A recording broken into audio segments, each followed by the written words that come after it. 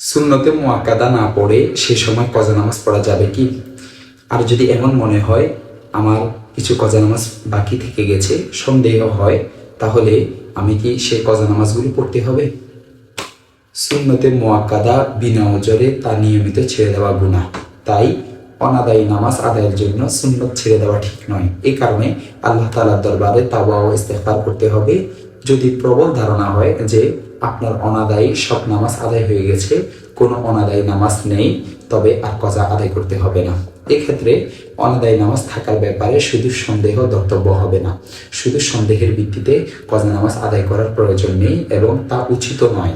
দেখতে পারেন সহিহ বুখারী হাদিস নং 1182, জামিউত তিরমিজি হাদিস নং 424, আব্দুল মুখতার 2 নং খণ্ড 12 নং পৃষ্ঠা, হাশিয়াতুত তাহতাবী আলাল মারাকি পৃষ্ঠা নং 243, হাশিয়াতুশ শিবলি 1 নং খণ্ড 468 নং পৃষ্ঠা।